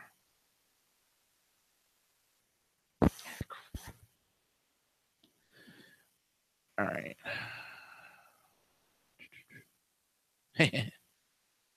So I got my brother downgraded to a smaller house. And my other brother a couple years ago bought all the kids, his kid, my other brother kid, my kid, all bunch of TVs. They're like 32-inch, something like that, TVs. So they're all same make and all that. Well, since my brother, his oldest, is in the Army, is away at boot camp, and downgraded the house, he's got extra TVs. So he gave me these 32-inch TVs. Well, I got one so far. I got to wait till the other one comes in. And my daughter has one, and that's what I use for the TV for news and stuff. But I put the other one into the computer room. And come on. I'm using it as a monitor. So I just went to change sources on one TV and it changed the source on both. I'm like, shit, I don't want to change the source on this one. I forgot it's same controller for both TVs. Crapola. I hate when that shit happens. Now that totally went off course. Just a simple word. And what, like I said, what it is now, they changed that one word. It got pushed out into the media, into the main social media. And even though they corrected it, the lie will stay the truth. Because everybody will think that's what the truth is now. Because that's what was pushed. You know, people only usually read headlines or the initial article. They don't read the follow-ups. Politico's own Ann Karina flagged it on Twitter saying, just notice the use of us in this transcript. The New York Times, Maggie Haberman, then picked up on, Karina's tweet, as did reporters from the Washington Post, CNBC, and everywhere else. What it is, Trump, what about the left, alt-left that came charging at us, that came charging at the, as you say, alt-right? John Harwood tweeted that. Maggie Haberman, quotation marks, us. The problem was it was not clear exactly what Trump said at the end of that sentence. He may have simply said, like EM, Politico, along with some of the reporters who picked up on the original transcript, later walked it back. Politico pointed out an updated transcript that shows Trump saying, okay, what about the alt-left that came charging at indiscernible, what about the alt-left that came charging at the, as you say, alt-right? Do they have any semblance of guilt? Politico explained that it updated the transcript after listening to the audio again. A correction note at the bottom says, in a review of the audio, we cannot definitely discern Trump's exact words at the moment in the news conference. Carney also deleted her original tweet and sent out the new transcript on Twitter. Deleted tweet, original Politico transcript that had POTA saying alt-left came charging at us. New transcript. And she gives a web address to the new transcript. Let's see. I think I got a sound clip for this too. Let's see. But drum roll, please. Watch it goes to a commercial. When I knew it. I knew it would go to a commercial first. God damn it. It's absolutely ridiculous. Haberman clarified as well. There wasn't actually us. It was M. Sounded like us on audio, but video into the feed makes clear M. Semblance of guilt. And let me back it up. Let me ask you this. What about the fact they came charging with clubs in their hands, swinging clubs? Do they have any left? They came charging at the, as you say, the alt-right. Do they have any left? Come on, you. Charging at the, as you say, the alt. All right. Left. They came charging at the, as you say, the alt-right. Do they have any semblance of guilt? Let me ask you this. What about the fact they came charging with clubs in their hands, swinging clubs? Do they have any problem? I think they do. So, as far as I'm concerned, that was a horrible, horrible day. Wait a minute. I'm not finished. Fake news. Horrible day. I will tell you something. I watched those very closely, much more closely than you people watched it. And you have, you had a group on one side that was bad, and you had a group on the other side that was also very violent. and nobody wants to say that, but I'll say it right now.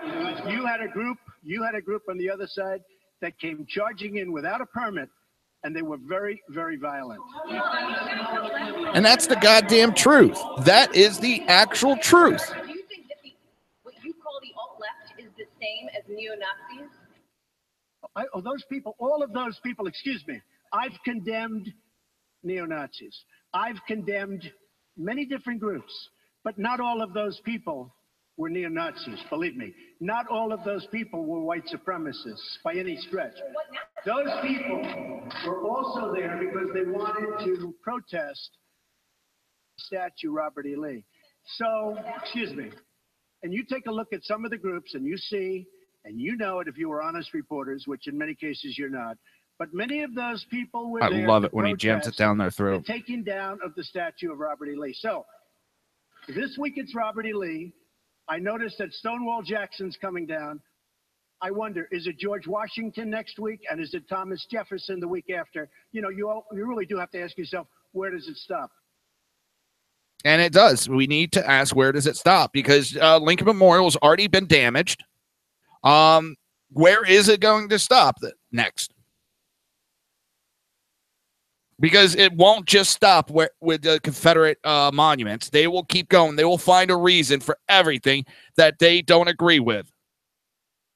They will keep going and going until there is no semblance of anything negative towards them, and no conservative can talk. If we don't stop this now, and if the left doesn't want to stand up and be part of America and the founding of our fathers, then we need to stop everything now. It is becoming an absolute repulsive atmosphere in this country. Disgusting. The media is very complicit. And you now have Silicon Valley companies that free speech. They don't like the concept of free speech, and they are starting to do stuff to stop free speech in Silicon Valley. And if you notice, what do? They gave everybody all these freedoms. You can live at your job. You can get all your medications, your child care, your babysitter here, food. Everything can be done here. And they took control of your whole life there. So now you're going to have to give in and do what they want. You're going to have to start giving up your freedoms out there. Because they pretty much own your ass. Everybody thought it was this euphoric bliss that was going to happen. Well, we're starting to see it's not what they thought it was about. There is no free speech out there anymore. God forbid you say something that they disagree with. You get fired for it. And it's funny because what was the one person that wrote the article that said men and women aren't built the same? There's differences, and stress hits each one differently. And oh my God, they're the exact same. How dare you say that? But now there's women afraid to come to work. You just proved the guy's writing correct. And proved your own statement wrong, that men and women are exactly the same, but only the women are afraid to come to work? Come on now. Come on. All right, don't forget, top of the hour, in approximately 20 minutes, you have the Sackheads radio show. I'm pretty sure it'll be all the last week, everything that's going on within the last week, with a nice perspective from BZ, Sackhead Sean, and Sackhead Clint. Right now, you're listening to the Reaver of Common Sense right here on SHR Media and High Plains Pundit Radio, and we will be right back.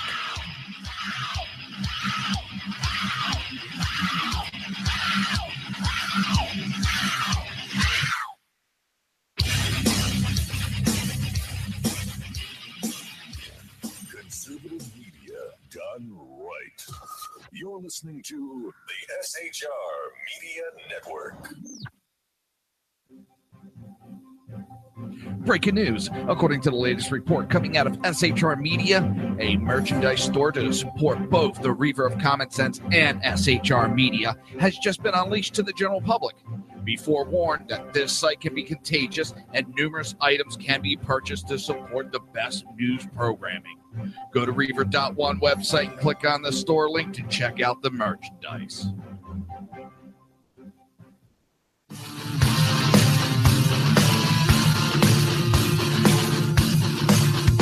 You have been listening to Reaver of Common Sense, hosted by my dad, Jersey Joe.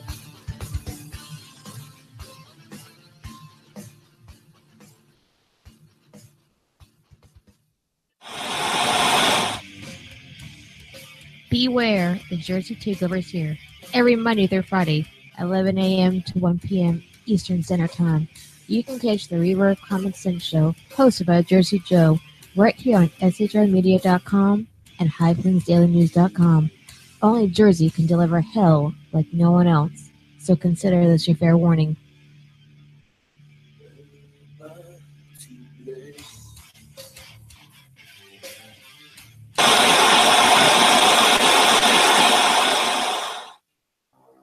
In a world controlled by corrupt politicians, You got a business. That you didn't build that. a team of ordinary men emerge from the ashes to give voice to the voiceless and hope to the hopeless. Sackhead Sean. Dude, I'm not saying cat for the stupid pro. Sackhead Clint. All good friends of ours usually show up drunk. Also starring Sacco as the producer. I'm a little bit drunk, I'm a little bit drunk, 'cause I'm drinking, drinking, drinking. They are the Sackheads Radio Show. Every Wednesday at 8 p.m. Pacific on shrmedia.com.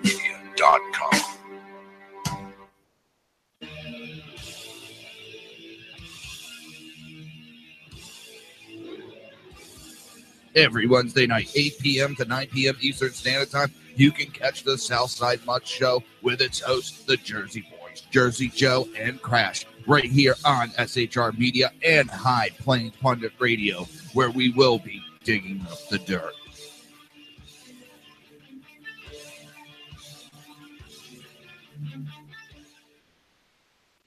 Times are dark.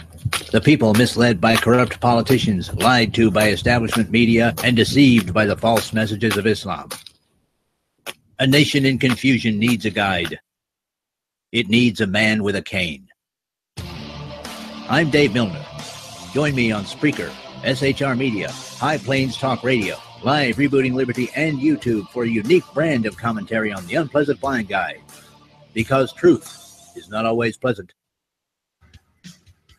If you miss a show, don't worry. You can catch the replays two ways, rebootingliberty.com or the Reaver of Common Sense.com. While you're there on Reaver of Common Sense, don't forget, drop in your email and keep up to date with everything going on, or click the like button on the Facebook widget. Now on to the Reaver of Common Sense.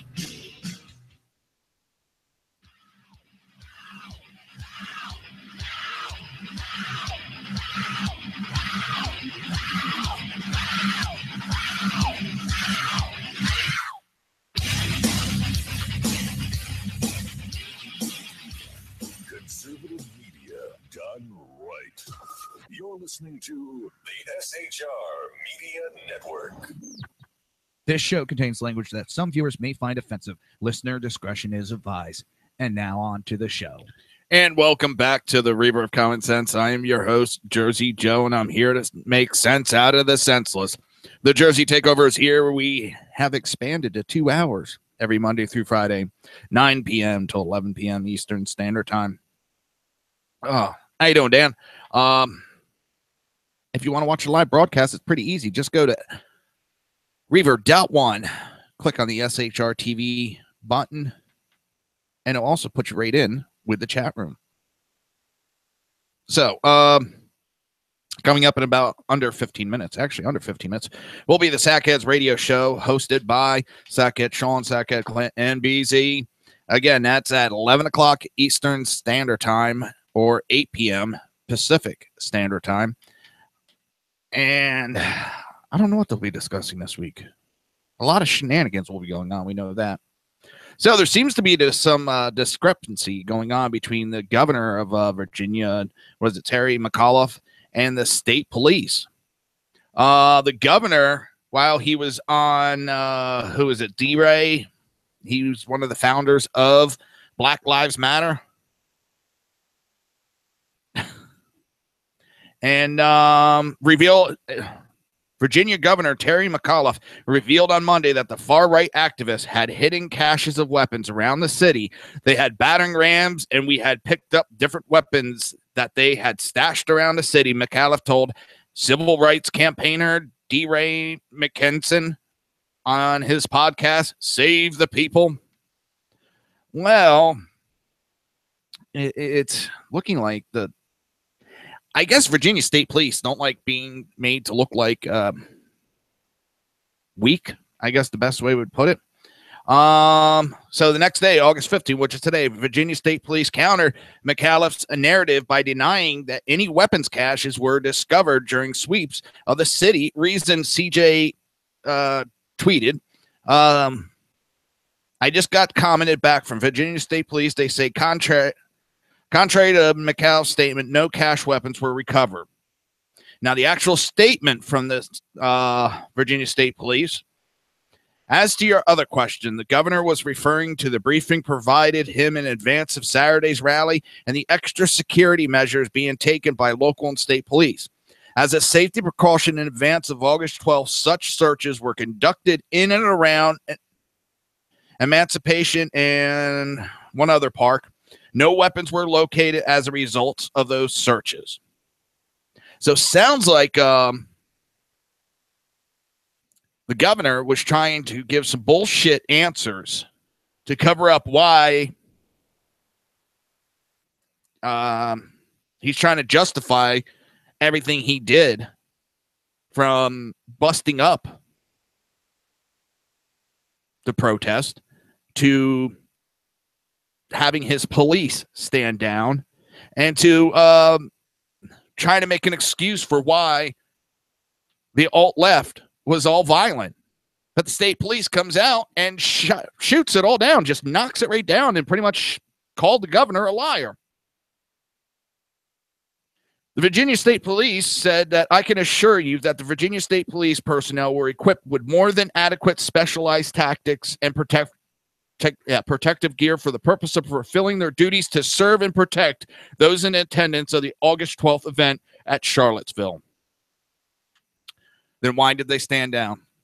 Pretty much everybody knows that they were made to stand down, so this incident happened.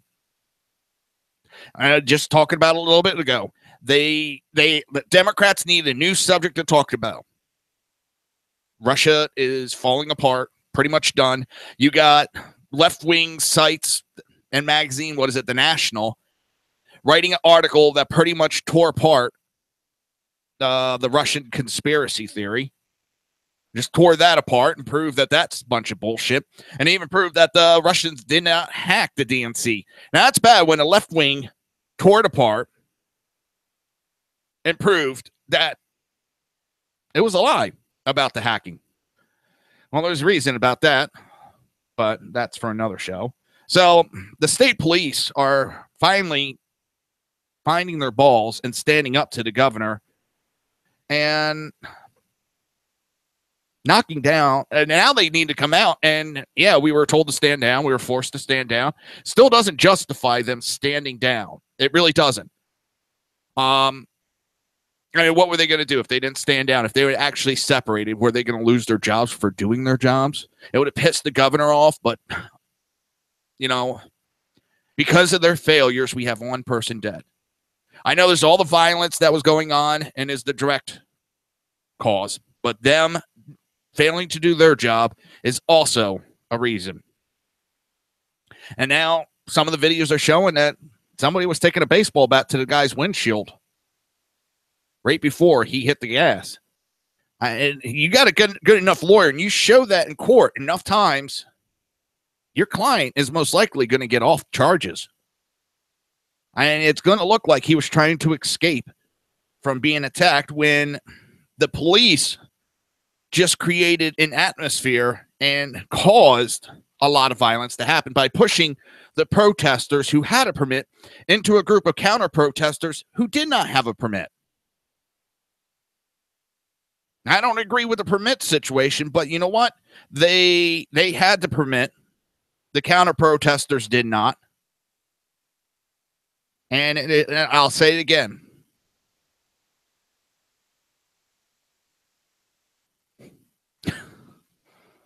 Oh, man. Now you just totally screwed me up. Dan the Man Butcher just put, it's time to bring down any statue of Colonel Harlan Sanders. Oh, man. Now you just knocked me off my game. Damn. So, new reports coming out. California is the #1 haven for hate groups. The states with the highest number of hate groups may not be the area of the country that many people would assume. California ranks highest among the 50 states with nearly 80 different hate groups calling the Garden State home, says a report from the Southern Poverty Law Center. Most of the groups are concentrated in South California, the San Francisco Bay Area, and the Sacramento region, the report says. Data shows the western half of the U.S. has significant fewer hate groups than the East Coast. The report says, but California, the nation's most populous state, easily has the highest number of hate groups operating within its borders. The hate map report shows 917 hate groups operating across the country. It identifies data not only on white supremacists, but black separatist organization and anti-LGBT groups as well. The report also cites numbers from 2016 that show 130 Ku Klux Klan groups and 193 black separatist groups active across the country. The SPLC also notes there has been a nearly 200% increase in anti-Muslim groups since 2015. In 2011, the total number hit its peak with over 1,000 groups operating. That number dropped to 784 just 3 years later. But there has been a steady increase since then, and the SPLC also says in its report that the country has seen an unprecedented rise in hate groups since the turn of the century. In 1999, when there was only 457 documented groups in the country, Florida ranked #2 with 63 hate groups and the #1 on the East Coast. Ranking third is New York State, home to 47 hate groups. Pennsylvania is not far behind with 40 groups. States with the lowest number of hate groups lie mostly in the Midwest and West. Iowa only has 4 groups in operation, while Wyoming and New Mexico have 2 apiece, and North Dakota and Vermont have 1 each.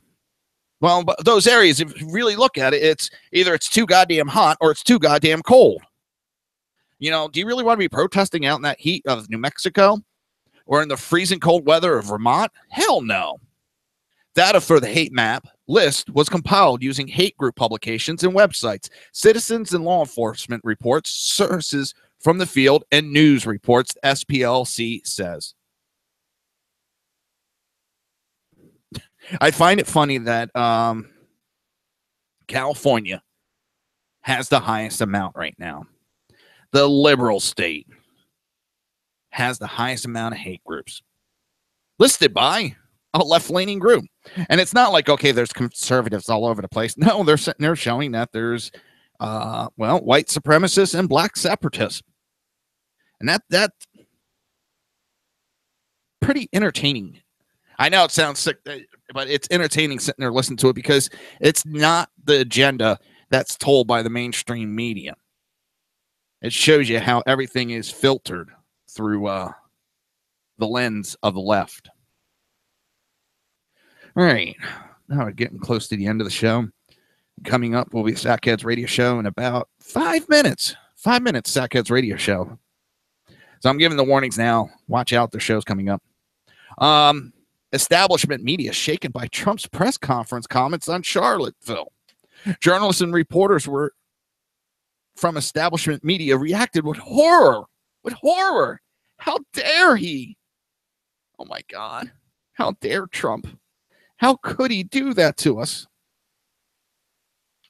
I'm appalled at just some of the comments that I heard being made on a soundbite. I'm seeing if I can find it again real quick. In a press conference called to discuss the president's infrastructure plan, journalists badgered Trump with questions about his response to attack in Charlottesville, during which one woman was killed and another 19 injured when a man deliberately drove his car into a crowd of protesters. There was no way of making a correct statement that early, the president said, of his initial response to the attack, which many observers characterize as insufficient condemnation of white supremacy and extremism. Unlike you and unlike the media, before I make a statement, I like to know the facts. The president also lashed out at the media for its inaccurate reporting surrounding the incident and said that blame for the violence at the protest belongs to both sides. In response to the press conference, NBC Chuck Todd said he was shaken by what he saw on scene, according to CNN's Brian Stetzler. What I just saw gave me the wrong kind of chill. Honestly, I'm a bit shaken by what I just heard, and I expect it's not just me. It's a bunch of, oh my God, bunch of pansies is what it is. He spoke the truth.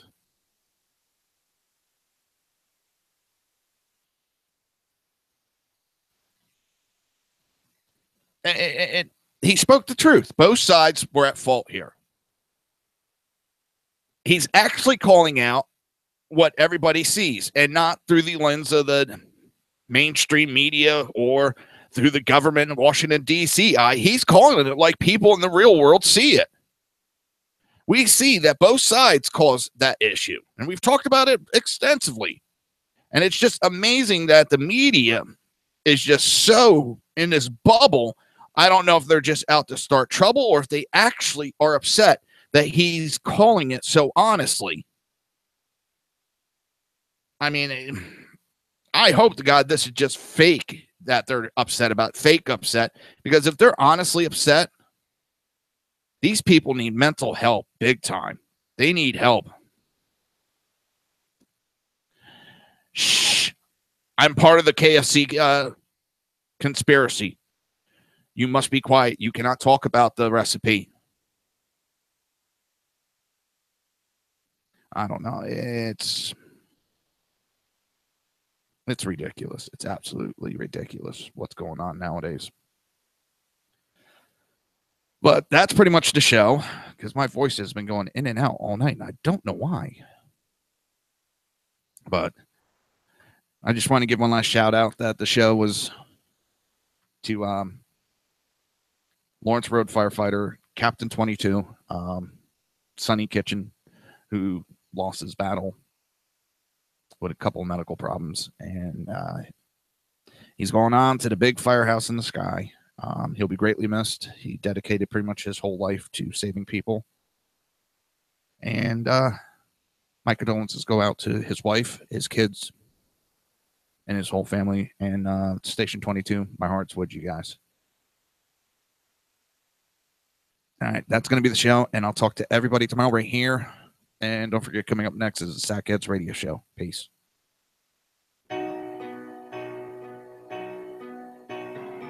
You've been listening to the Reaver of Common Sense with its host, Jersey Joe. You can tune in every day, Monday through Friday, 11 a.m. to 1 p.m. Eastern Standard Time, right here on hppundit.com and shrmedia.com.